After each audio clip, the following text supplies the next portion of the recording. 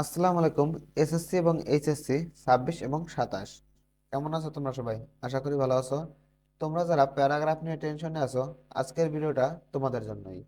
আমি আজকে তোমাদের মাঝে এমন একটা ফরম্যাট নিয়ে হাজির হয়েছি, মাত্র একটা ফরম্যাট দিয়ে তোমরা শত শত প্যারাগ্রাফ লিখতে পারবে।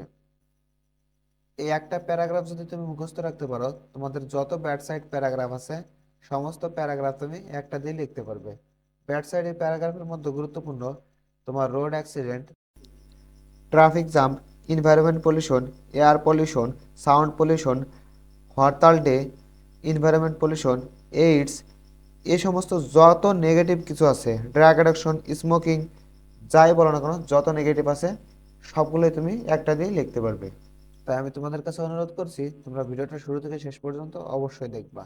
তুমি যদি শুরু থেকে শেষ পর্যন্ত দেখো, তাহলে তুমি 100% তুমি 10-এর মধ্যে প্যারাগ্রাফে 10 পাবে, এবং এইচএসসি দের ক্ষেত্রে 15-এর মধ্যে 15ই পাবে। আমি প্যারাগ্রাফের বাংলা এবং ইংলিশ দুইটাই বলে দিয়েছি। তো চলো দেরি না করে শুরু করি। দেখো, টপিক শুরুতে কি আছে? Topic is a great and harmful problem. এটা কি বিষয়? একটি বিরাট এবং ক্ষতিকর সমস্যা। এখানে টপিকের এখানে কি দেবে তুমি? ধরো টপিকের এখানে তোমার আসছে এয়ার পলিউশন, এয়ার পলিউশন বায়ু দূষণ, ঠিক আছে, কিংবা সাউন্ড পলিউশন শব্দ দূষণ। তাহলে আমরা শব্দ দূষণ দিয়ে পড়ি। শব্দ দূষণ is a great and harmful problem, তাই না? শব্দ দূষণ একটি বিরাট এবং ক্ষতিকর সমস্যা।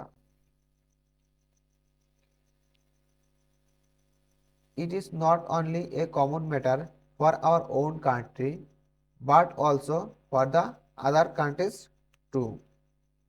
এটি কেবল আমাদের দেশের জন্যই নয়, অন্যান্য দেশের জন্য একটি সাধারণ বিষয়। দেখো আবার টপিক আসছে, topic destroying our social peace and happiness. বিষয় আমাদের সামাজিক শান্তি ও সুখ নষ্ট করছে। এখানে যতবারই টপিক আসবে, এই টপিকের এখানে তোমার প্রশ্নে যে বিষয়টা চাবে, তোমার প্রশ্নে যে বিষয় নিয়ে প্যারাগ্রাফ আসবে, তুমি সেটার নাম লিখে দিবে শুধুমাত্র। টপিকের এখানে ধরো তোমার এয়ার পলিউশন আসলো, ওয়াটার পলিউশন আসলো, যে যে খারাপ যাই আসুক, তুমি শুধু সেইটার নাম দিয়ে দিবে টপিকের এখানে। মনে রাখবা শুধুমাত্র টপিকের এখানে, আর সমস্ত প্যারাগ্রাফের ক্ষেত্রে সমস্ত লাইন এক থাকবে, শুধু টপিকের এখানে নামটা চেঞ্জ করবে। তাহলে তুমি 15-এর মধ্যে 15 পেয়ে যাবে। Day by day it is going out of our control, which is very alarming. দিন দিন এটি আমাদের নিয়ন্ত্রণের বাইরে চলে যাচ্ছে, যা খুবই উদ্বেগজনক। কি দিন দিন এটা আমাদের নিয়ন্ত্রণের বাইরে চলে যাচ্ছে না? আমাদের পরিবেশ কি উন্নত হচ্ছে? সাউন্ড কি দূষণ কমতেছে? আরো বাড়তেছে না? সাউন্ড আরো বাড়তেছে, পরিবেশ নোংরা হচ্ছে। যত গাড়ির পরিমাণ বাড়তেছে, এতে আমাদের শব্দ দূষণ বাড়তেছে। Keeping this problem, we cannot imagine our peace and happy life. এই সমস্যাটিকে ধরে রাখা আমাদের শান্তি ও সুখী জীবনে কল্পনাও করতে পারে না। অর্থাৎ এই সমস্যাটা যদি আমরা জীবনে লালন পালন করে রাখি, এই সমস্যার সমাধান যদি না খুঁজি, তাহলে কি আমাদের জীবন সুখে শান্তিতে কাটাতে পারবো? অবশ্যই পারবো না। এটা আমাদের জীবনে কল্পনা করাই যায় না যে আমরা সুখ শান্তি পাবো। Though topic is very though to remove this problem totally from the society, but we have to try any cost. যদিও বিষয় সমাজ থেকে এই সমস্যা সম্পূর্ণরূপে দূর করা খুবই কঠিন। আসলে দেখো, শব্দ দূষণ হচ্ছে বা বায়ু দূষণ হচ্ছে, এটা কি সমাজ থেকে পুরোপুরি দূর করা আমাদের দ্বারা সম্ভব? কোনো মতেই সম্ভব নয়। তবে আমাদের যে কোনো মূল্যে চেষ্টা করতে হবে, চেষ্টা চালিয়ে যেতে হবে আমাদের, তাই না? আমরা শব্দ দূষণ বলো, যে কোনো খারাপ কিছুই, যাই বলো, পানি দূষণ বলো, কোনো কিছুই আমরা পুরোপুরি নির্মূল করতে পারবো না, এটা সম্ভব না। যা বাস্তব সেটাই বলতে হবে, এটা জীবনে সম্ভব না, কিন্তু পুরোপুরি না করা গেলেও কিছুটা তো অন্তত সম্ভব আমাদের নিয়ন্ত্রণে রাখা।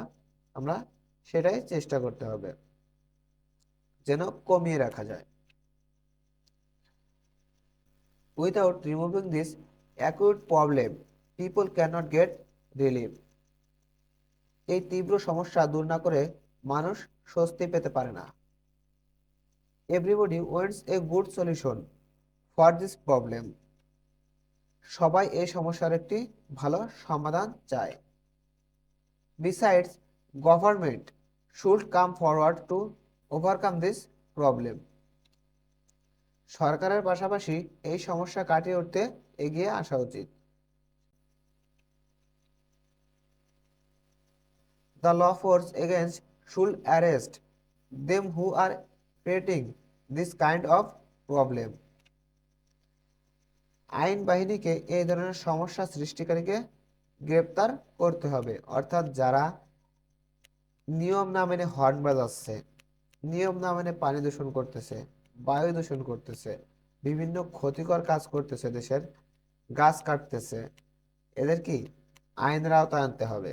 আইনের আওতায় এনে তাদের বোঝাইতে হবে, শাস্তি প্রদান করতে হবে, তাহলে আমরা এই সমস্যাটা থেকে মুক্তি পেতে পারবো। টপিক আবারও সে বিষয়টা, যে বিষয়টা আসবে প্রশ্নে সে বিষয়টা দিয়ে দিবে। Is possible to remove by creating public awareness. জনসচেতনতা তৈরির মাধ্যমে বিষয় দূর করা সম্ভব। খারাপ যে কোনো কাজের কথা বলো না কেন, জনসচেতনতা যদি তৈরি না হয় তাহলে ভালো হওয়া সম্ভব নয়। যে কোনো খারাপ কাজ থেকে আমরা পরিত্রাণ পেতে পারি যদি জনসচেতনতা তৈরি হয়। অবশ্যই আমাদের সকল দেশের সকল জনগণকে সচেতন করতে হবে যে এই বিষয়টা খারাপ, আমাদের সমাজের জন্য, দেশের জন্য, রাষ্ট্রের জন্য এটা খারাপ। So we should be more active to get a better solution. তাই আরো ভালো সমাধান পেতে আমাদের আরো সক্রিয় হওয়া উচিত। প্রিয় শিক্ষার্থীবৃন্দ, আমি এখানে যতটুকু আলোচনা করেছি শুধুমাত্র এতটুকুই যদি তোমরা পরীক্ষার খাতায় হুবহু কমন করতে পারো, হুবহু লিখে দিতে পারো, তাহলে তুমি ফুল মার্ক পেয়ে যাবে 100% শিওর। শুধু টপিকের এখানে তুমি যে বিষয়টা তোমার আসবে প্যারাগ্রাফে সেই বিষয়টার নাম লিখে দেবে, আর প্রত্যেকটা প্যারাগ্রাফের ক্ষেত্রে হুবহু প্রত্যেকটা লাইন লিখে দেবে, তাহলে তুমি ফুল মার্ক পেয়ে যাবে। প্রিয় শিক্ষার্থীবৃন্দ, আমাদের এই চ্যানেলে আমরা নিয়মিত বিভিন্ন ক্লাস আপলোড দিয়ে থাকি। অনলাইন ক্লাসের পাশাপাশি শিক্ষা সম্পর্কিত জরুরি যতগুলো নিউজ আছে আমরা আপলোড দিয়ে থাকি। তাই শিক্ষা সম্পর্কিত যে কোনো সঠিক নিউজ সবার আগে পেতে বা অনলাইন ক্লাস পেতে অবশ্যই আমাদের চ্যানেলটা সাবস্ক্রাইব করে রাখবে এবং ভিডিওটা বেশি বেশি শেয়ার করে তোমার বন্ধুদের দেখার সুযোগ করে দেবে। আর এরপরে তোমরা কোন বিষয়ে নিউজ চাও বা কোন বিষয়ে ক্লাস চাও অবশ্যই কমেন্টের মাধ্যমে জানিয়ে যাবে, আমি তোমাদের সেই বিষয়ের উপরে ক্লাস দিয়ে দিব। তাহলে আজকের ভিডিও এই পর্যন্তই। আল্লাহ হাফেজ।